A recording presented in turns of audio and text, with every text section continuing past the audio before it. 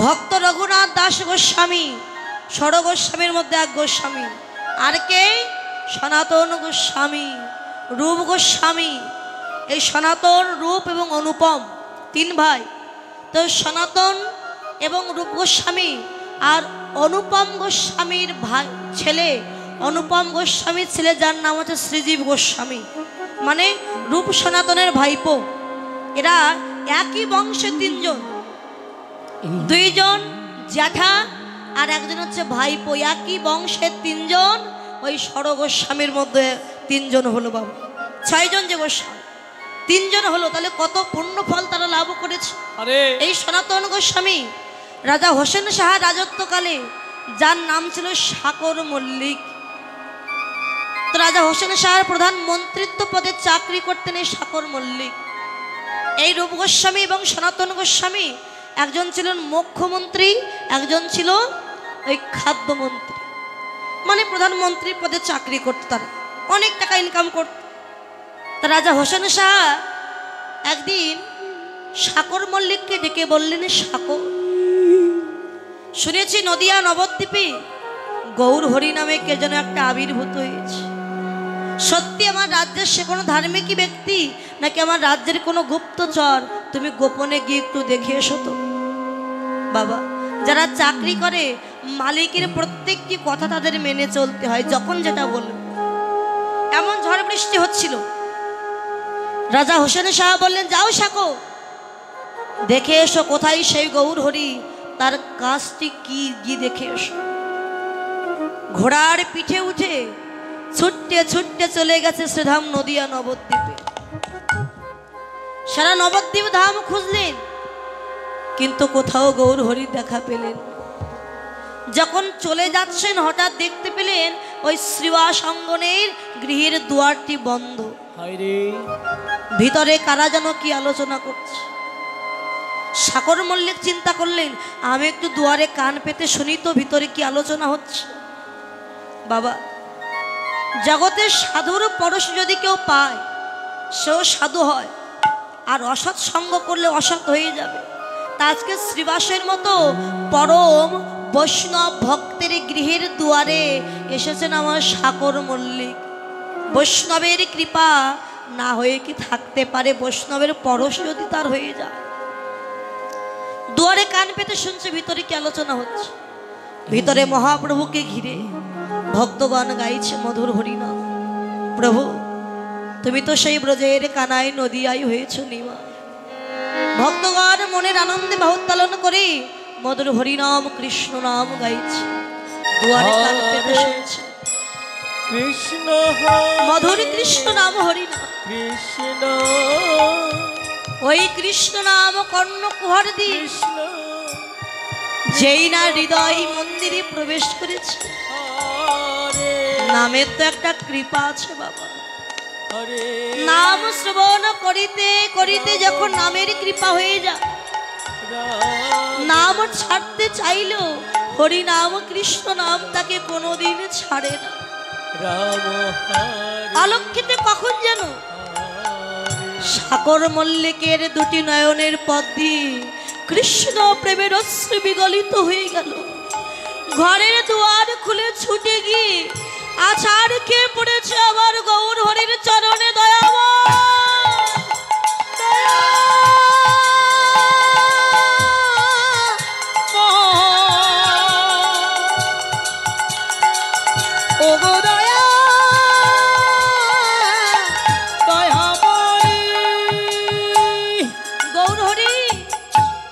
জীবনে কত নাম আমি শুনেছি, কিন্তু এমন মধুর কৃষ্ণ নাম তো এর আগে আমি কখনো শ্রবণ করিনি।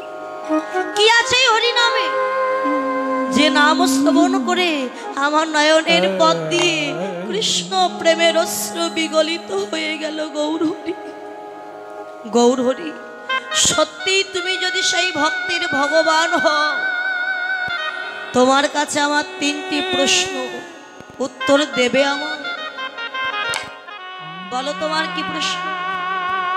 গৌর হরি, আমার প্রথম প্রশ্ন, আমি কে? কি আমার পরিচয়? আমার নাম সাগর মল্লিক, এই পরিচয় নয়। বাস্তবে আমি কে, কোথায় ছিলাম, আমি কে প্রভু? ও সাগর, শুধু তুমি নও, জগতে প্রত্যেকটি জীব আমাদের একটি মাত্র পরিচয়, আমরা সবাই হলাম নিত্য কৃষ্ণ চরণের দাস। সবাই আমরা কৃষ্ণের চরণের দাস।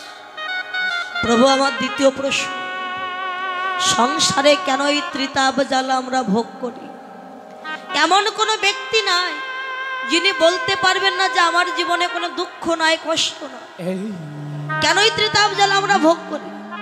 সাগর, জীব যখন ভুলে যায় সে কৃষ্ণ চরণের দাস, তখন মায়ার সংসার তাকে দুঃখ কষ্ট ভোগ করায়, ত্রিতাপ জ্বালা ভোগ করা। আমার শেষ প্রশ্ন গৌরহরি, কিসে আমি মুক্তি পাবো? আমি উদ্ধার হব কি করে? সাগর, যখন তুমি জানবে তুমি কৃষ্ণের চরণের দাস, জানতে পেরে এই দেহ মন প্রাণ একবার তুমি গৌর গোবিন্দের চরণে নিবেদন করে দেবে।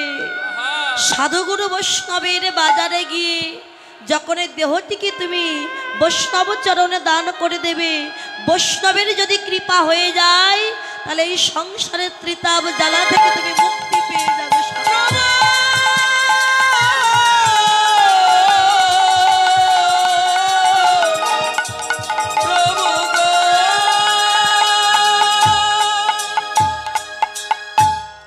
গৌরহরি, তাহলে চাই নাই মন্ত্রীর চাকরি, চাই নাই রাজ আবরণ বিষয় বাসনা, তোমার চরণে আমি এসেছি গৌরহরি।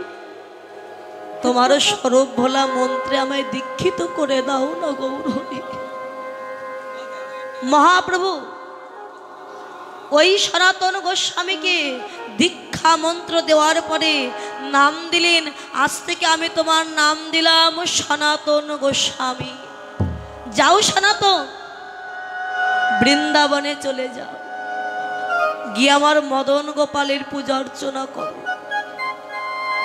তোমার ডাক যদি শুদ্ধ হয়, ডাকতে ডাকতে যেদিন প্রভুর কৃপা হবে সেদিন প্রভু নিজেই আসবে তোমাকে দেখা দেওয়ার জন্য। সেইখানে দাঁড়িয়ে রাজ আভরণ ত্যাগ করে পরনে একখানা গেরুয়া বসন, স্কন্দে ভিক্ষার ঝুলি, করে ভিক্ষার পাত্র নিয়ে চলেছে বৃন্দাবনে। কত দূর গেলে আমি বৃন্দাবনে কৃষ্ণ কৃপা পাবো? কত দূরে গেলে আমি বৃন্দাবনে যেতে পারবো? বৃন্দাবনে গিয়ে তাল পাতার কুটির নির্মাণ করে সেইখানে বসে আমার মদন গোপালের পূজা অর্চনা করে বাবা। তাহলে মদন গোপালকে সেবা দিতে হবে, সে তো দিন দরিদ্র কাঙাল, তার তো কিছু না। প্রত্যেক দিনে বৃন্দাবনে ভিক্ষা করতে যায়। বৃন্দাবনে চাল ভিক্ষা হয় না, আটা ভিক্ষা হয়। আটা ভিক্ষা করে এনে জল দিয়ে কোনো রকমে মাখিয়ে রুটি তৈরি করেছে। রুটি ছেঁকবে সেই পাত্র তার ছিল না। আগুন জ্বালিয়ে রুটির এপাশ দেয় তো পুড়ে কালো হয়ে যায়, ওপাশ দেয় তো পুড়ে কালো হয়ে যায়। বাগান থেকে লতা পাতা সংগ্রহ করে এনে শাক তৈরি করেছে। শাকে যে লবণ দেবে সেই অর্থ তার ছিল না। প্রত্যেক দিন পোড়া রুটি আর লবণবিহীন শাক আমার মদন গোপালকে সেবা দেয়। 1 মাস যায়, 2 মাস যায়, একদিন মদন গোপালকে সেবা দিই যখন সনাতন গোস্বামী ঘুমিয়ে আছে, মধ্যরাত্রে মদন গোপাল ডাক দিয়েছেন, সনাতন, ও সনাতন, এখনো ঘুমিয়ে আছো? ওঠো, ওঠো সনাতন। কে কে আমার নাম ধরে ডাকলে? তুমি কে? তুমি আমায় চিনতে পারছো না? আমি যে তোমার মদন গোপাল। মদন গোপাল? হ্যাঁ সনাতন, আমি একটা কথা বলবো বলে তোমার কাছে এসেছি। কি কথা মদন গোপাল? তুমি আমায় প্রত্যেক দিন পোড়া রুটি আর লবণবিহীন শাক সেবা দাও। পোড়া রুটি দিচ্ছ, দাও, আমার দুঃখ না, কিন্তু ওই লবণবিহীন শাক সেবা করতে আমার যে বড় কষ্ট হয় সনাতন। কাল থেকে যখন সেবা দেবে ওই শাকে একটুখানি লবণ দিও সনাতন। কি বলছো মদন গোপাল? শাকে লবণ দেব? আমার অর্থ কোথায়? আমি যে দিন দরিদ্র কাঙাল ভিখারি। মদন গোপাল, আজকে তুমি বলছো সনাতন লবণবিহীন শাক সেবা করতে পারছি না, কাল বলবে সনাতন ওই পোড়া রুটি আমি সেবা করব না, পরশু বলবে সনাতন আমাকে রাজভোগ এনে দাও। দয়াময়, তোমার যখন এত ভালো ভালো সেবা করবার ইচ্ছে ছিল, যখন আমি মন্ত্রীর চাকরি করতাম, যখন আমার সব ছিল, তখন কেন তুমি আমার কাছে এলে না দয়াময়? আজ আমায় পথের কাঙাল বানিয়ে তুমি আমার কাছে ভালো ভালো সেবা করতে চাইছো মদন গোপাল। তোমাকে দেওয়ার মতো কোনো সামর্থ্য আমার না মদন গোপাল। আমি চাই না আমার জন্য তুমি কষ্ট পাও। তোমার তো আরো কত ভক্ত আছে, রাজভোগ সাজিয়ে তোমায় ডাকছে, যাও তুমি তার ঘরে যাও, থাকতে হবে না আমার এই কাঙালের ঘরে। সনাতন, আমায় তাড়িয়ে দিচ্ছ সনাতন? হ্যাঁ মদন গোপাল, তুমি চলে যাও, থাকতে হবে না। বেশ, এই আমি চলে যাচ্ছি সনাতন, আমি কিন্তু আর কোনোদিন ফিরে আসবো না। সনাতন দেখছে মদন গোপাল চলে যাচ্ছে, ধুলায় গড়াগড়ি দিয়ে সনাতন কাঁদছে। ভগবান সব সইতে পারে, কিন্তু কোনদিন ভক্তের নয়ন জল সইতে পারে না। সনাতন ধুলাই গড়াগড়ি দিয়ে কাঁদছে। সনাতন কেঁদে কেঁদে বলে মদন গোপাল, তুমি যাওয়ার আগে আমায় একটাই আশীর্বাদ করে দিয়ে যাও। আমার যে কুলে জন্ম হোক না কেন, আমি তোমার চরণ পাইবা না পাই, যেন তোমার কৃষ্ণ ভক্ত চরণ ছাড়া আমায় করো না। যেন কৃষ্ণ ভক্তের চরণ ছাড়াই আমায় করো না গো। তোমার কৃষ্ণ ভক্তের চরণ ছাড়া যেন আমায় করো না গো। প্রভু আমায় যে কুলে জন,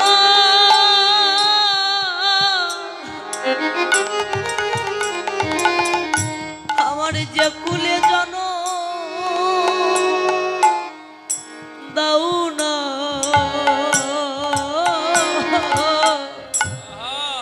দাও না কেন? আমার ভক্তের চরণ ছাড়াই আমার করো না গো। আমায় যে বলে জানো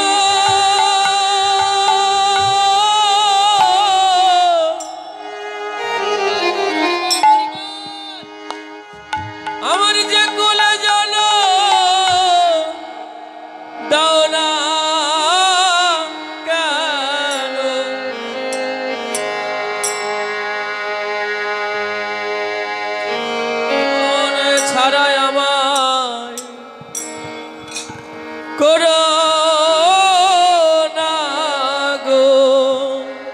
আমায় যে কুলে জন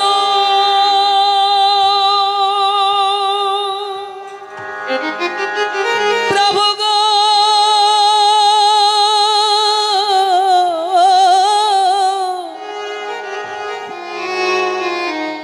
আমায় যে কুলে জন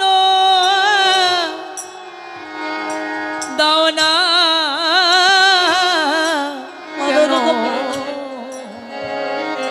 ভক্তের চরণ যেন ভক্তের চরণ ছাড়া আমায় করা না গো আমায় যে কুলে জানো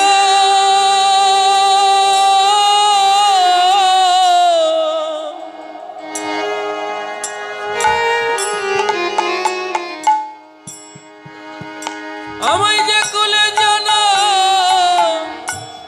দাও না কেন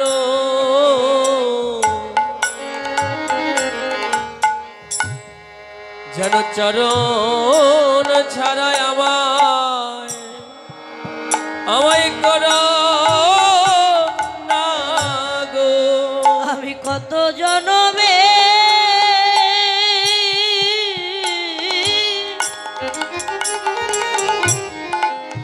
আমি কত জনমে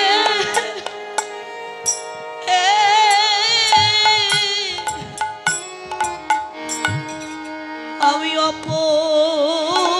অপরাধী যেন ভক্ত চরণ ছাড়া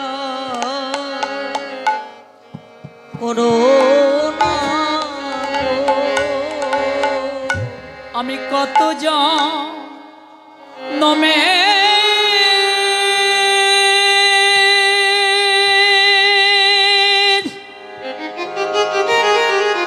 প্রভু গো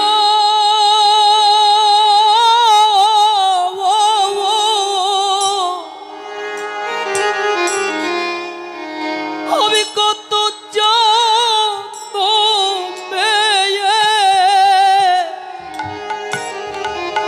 অপরাধী আমি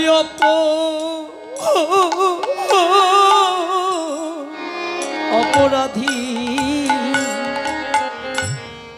যেন ভক্তের চরণ ছাড়া আমায় করা না গো। দয়াময় যে কুলেই পাঠাও না কেন আশীর্বাদ করো আমি যেন কৃষ্ণ ভক্ত হতে পারি হরি তোমার নাম নিতে নয়ন ঝারে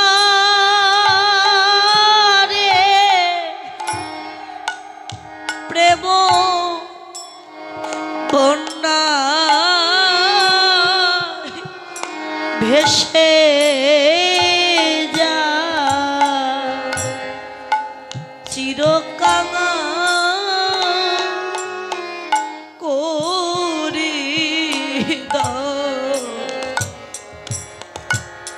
করে দাও ধরা হরি তোমার নাম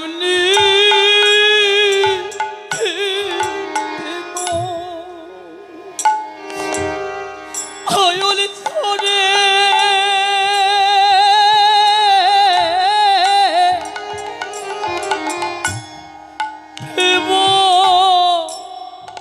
বন্যা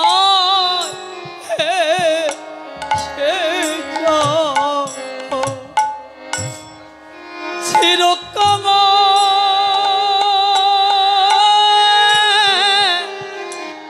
করে দাও ধরা করে দাও ধরা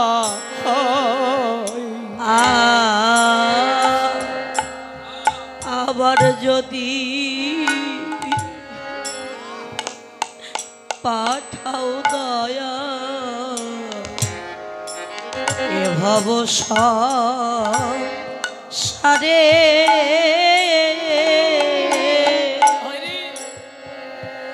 একজন কৃষ্ণ ভক্ত মায়ের গর্ভে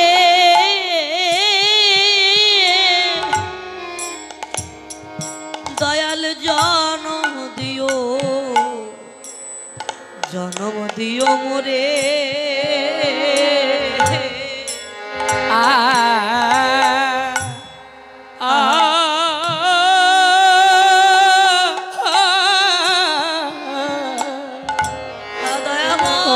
যদি চিরকালা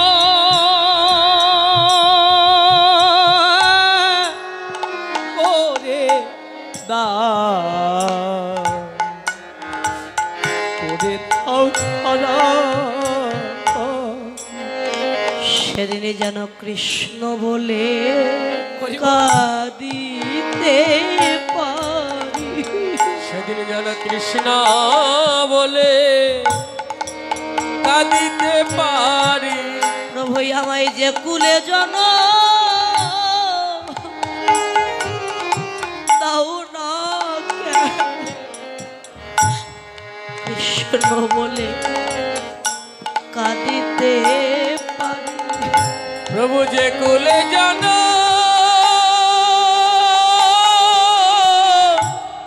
দাও না কেন কেন কৃষ্ণ বলে কাঁদিতে পারে দয়াময় এইটুকু চাওয়া তোমার কাছে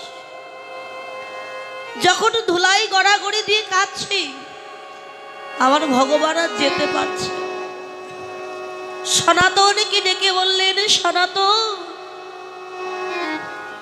তোকে ছেড়ে যে আমি যেতে পারলাম না রে সনাতন তোর নয়নের জল আমায় বেঁধে রেখেছে আমায় যেতে দিল না সনাতন তোর ঘরেই আমি ওই পোড়া রুটি সেবা করব তবে একটু ভক্তি ভরে আমায় সেবা দিস ভক্তির কাছে রাজ ঐশ্বর্য আমি সেবা করতে চাই না রাজভোগ সেবা করতে চাই আমি চাই শুধু একটু ভক্তি ভরে নয়নে জলে যেন আমায় দেয় সনাতনে কেঁদে বলে মদন গোপাল যেদিন আমার প্রাণ পাখি উড়ে যাবে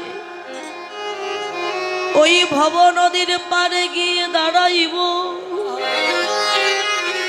সেদিন তো আমার পারের করি বলতে কিছু থাকবে না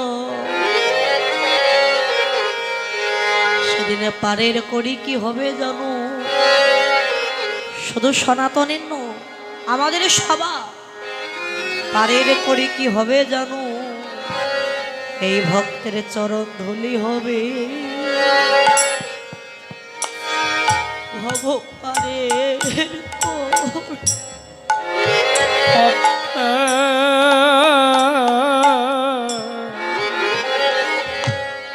এই চরণে ধুলে চরণ ধুলি হবে সেদিন আমাদের ভব পদে সেদিন ভক্তে এই ভক্তের চরণ ধুলি হবে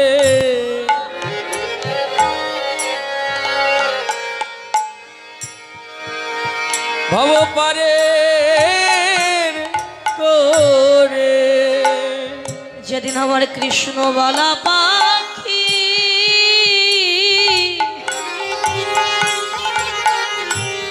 আমার এই হরি বলা পাখি চির জন্মের মতো দিবে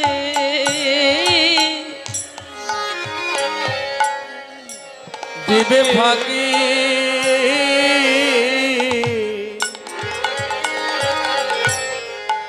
সেদিন ভক্তের চরণ ধুলি হবে ভব পারে করি আমার কৃষ্ণ বলা পাখি